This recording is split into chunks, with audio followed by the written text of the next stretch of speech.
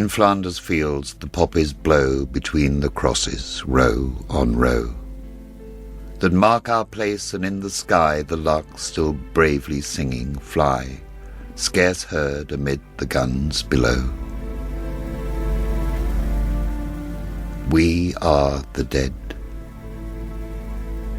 Short days ago we lived, felt dawn, saw sunset glow, loved and were loved. And now we lie in Flanders fields. That famous poem, In Flanders Fields, today, Remembrance Day 2024, and hope you took the time today at 11 o'clock for 2 minutes of silence. Talked about this before, how always sad it is to see that when you're out and about and just people go by and no one really paying attention. I hope that wasn't the case where you were today. Well, I know it wasn't the case for our next guest, Sterling Downey, of course, who is a Montreal city councilor and has been very involved in the armed forces for a long, long time. But hey, Sterling, you're not 18 or 19 anymore. In fact, how old are you now? Mentally or physically? Physically, I'm 51. Yeah, mentally you're in your 20s. I still feel like I'm in my early 20s. And the reason I bring that up, and I remember we were talking about this a while ago, you decided for whatever reason, and you're going to explain why, to go ahead and, in fact, try to join the Canadian Armed Forces. So you weren't recruited, you volunteered. So where do we stand on this right now, and how did we get here?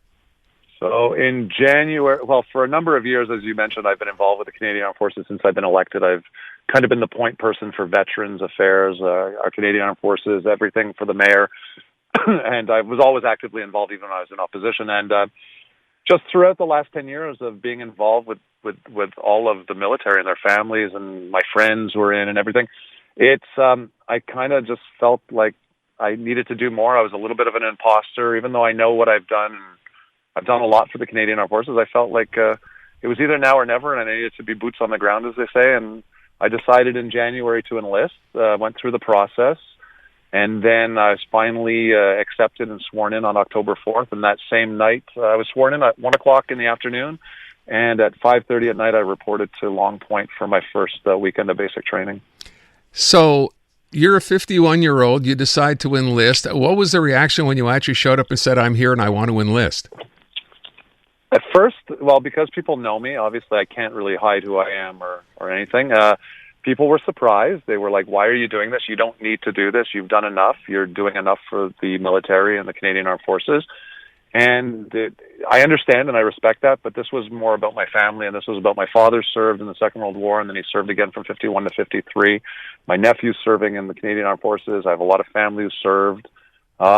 I didn't have the discipline when I was young. I was a troublemaker. You know, my graffiti career is not a secret. And I decided that, no, now I'm at that level of maturity. I have the understanding. And if I can give 10, 12 years to the Canadian Armed Forces as a reservist, I want to serve my country if I can at the same time as serving my city. So how will that work, right? You go through the training. You mentioned you're at Long Point now. How long do you have to do this until you're actually, ready to do whatever it is you're going to be doing? So it's 11 weekends of basic training. It's weekends, so from Fridays through to Sundays. There with the other candidates and the other recruits.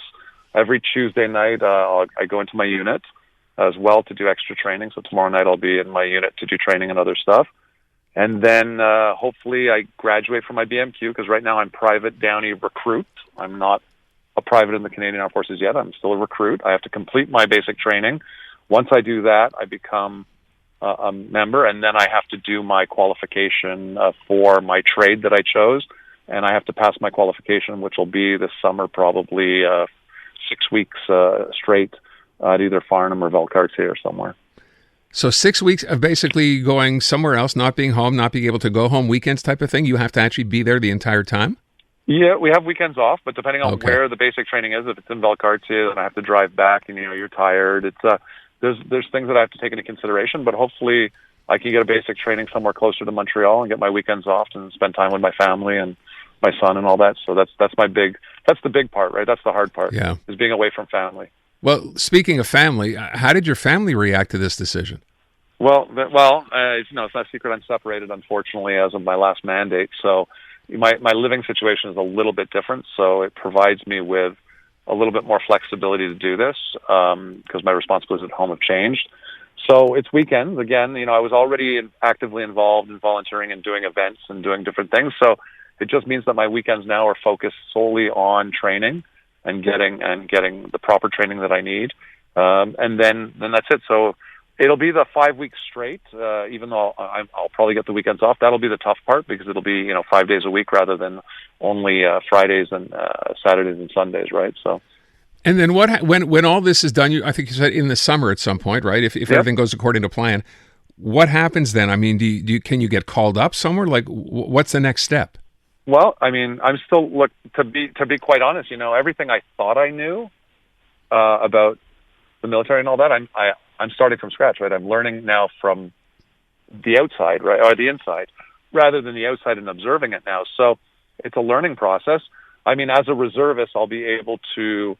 My understanding is if there's, God forbid, there's any kind of domestic issues where there's another flood or there's an ice storm, or I'll be able to deploy for operations like that. If the reserves can always volunteer to go do that, reservists. Mm-hmm.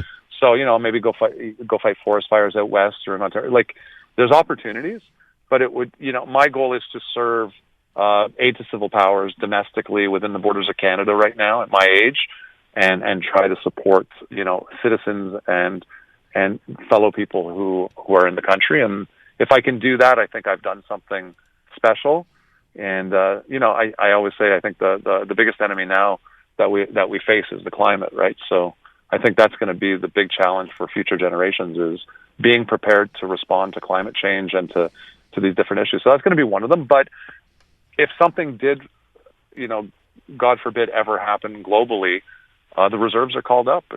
You're called up, you're trained, and you're called up to serve.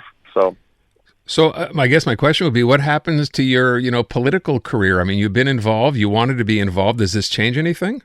No, it doesn't change anything for my job because it's only my weekends. The only thing it takes away is there's going to be some events and some community things that I can't be present at. But my community supports me in this, and people who know me know that I'm always present. I've always been somebody who's been very accessible and always present in my community. That's the way I choose to do politics, is on the ground and with people. So people have afforded me the respect and the support to do this because they know how important it is to me, and they know they can always reach me. They know that during the week I'm there. So, it's a choice. I've known elected officials who have gotten their doctorates and degrees while they were elected with me. So, it's same thing as going to school or doing any of that. This is just my choice is to serve. This is what I've wanted to do. I just want to ask one thing. I have so many things I want to ask. We're going to run out of time. You said, so you're there getting training, basic training with others who I'm guessing are 17, 18, 19 years old. What's that been like? There's all different ages. It's great. Honestly, it's a beautiful experience. It's an honor and a privilege to be able to do it. I consider myself extremely lucky at my age to be in the shape that I'm in, the mental state that I'm in, and have all the access to the people that I've had who have encouraged me through this process. So, I recognize that, and I'm able to take my age, my life experience and all that, and pay it forward to some of the younger candidates and help them get through some of the more challenging things that maybe they don't see in the same perspective. Yeah. So it's honestly a great way of just leading by example and within your peers. And there we're all recruits. It doesn't matter how old we are. It doesn't matter who we are. We're all recruits. We're all recruits in the infantry or in different trades. Were they curious though? Here's a 50-year-old guy who shows up for basic training. Were they curious? Did you get looks? Did they just want to come to you and know more about you? Yeah, well, I think people are impressed. Like, again, they look at me a certain way, but I look at the 16-year-old kid who's there, and I'm like, wow, kids get the short end of the stick a lot of the times, right? We say that there's certain generations of kids that don't step up, don't do things, they're lazy, they're on their phone. I know 16-year-old kids now who could easily be doing something else on their weekends, and this is what they're choosing to do. So it's impressive. So they look at me the same way. They see me as somebody who's inspirational in some ways to them. They help me get through some of the more challenging moments, and they shoulder me, and I shoulder them through some things. And it's really the notion of camaraderie and working together and working as a team is so important that age and all of that stuff just goes out the door. It's a really hard thing to explain, but it's a really incredible thing to live through. Listen, I just will ask you one last question. So, you're a sort of on the ground guy in your community, right, representing your constituents. And I wonder, when they found out you were doing this, and this has been, it's no secret, because remember we talked about this a few months ago. Did any of them reach out to you to say either congratulations or what are you doing, anything like that? Did you hear from any of them? Just today alone at the ceremony at Place Canada, when I was there with the mayor after the ceremony finished, I had a number of people come up to me who were like, I read the article, I'm from Ottawa, I'm just, just good on you. It's a privilege, it's an honor. Like, you're a great example. I've had people within the military say the same thing. And I mean, it's nice to know that there's that encouragement. And what's fun with me is that when I say I'm going to do something, I talk about it a lot, because then that way it holds my feet to the fire. There is no quitting for me. There is no giving up for me. I have to do this. I've committed to it. I said I'm going to do it, and I'm going to do it. I'm going to see it through, and that's the right thing to do, and that's how to lead by example. And I just, one of the things I want to remind people today about that's important is, again, my father, if he would have still been alive, would have been in his, over 100 years old. The people who I work with on the Quebec Veterans Foundation at St. Anne's Hospital are older. But I want people to remember our contemporary veterans, and I always bring that back. There are people younger than me who have served their country, who have seen things that none of us have seen, that we are lucky enough not to have to experience, and they've experienced it in our place. And I want people to really remember that, a veteran and people today, it's not just people who are, 90 years old, 100 years old. Think about our young veterans and our young members who are serving in the Canadian Armed Forces right now, or the reserves. And there are veterans. There are people who are out in the long-term care facilities on the front line of COVID. They are the ones sandbagging. They're the ones fighting forest fires. They're the ones out in other countries training people. Like, these are the people who deserve our respect. And we need to start walking down the street. You never know who you're crossing paths with or what their role is in society or in anything, right? So we need to take a moment and really, really appreciate other people's stories and their involvement or their history or whatever it is that they're doing. Good on you for bringing that up. That's so true. And sometimes you're right. We do forget. I mean, never mind overall. We know there are fewer and fewer of those older veterans now, who are even alive. So consider that the ones today, as you just said, Sterling, are the ones who are serving now. Listen, I wish you nothing but the best. And, maybe, I don't know, in the summer when this is all over and done, we can chat again. You can let me know what it's been like. I would love to. It would be my honor. Sterling, thank you so much for the time. Very much appreciated. All the best to you. Thank you. Thank you so much. You bet. Sterling Downey, Montreal City Councilor.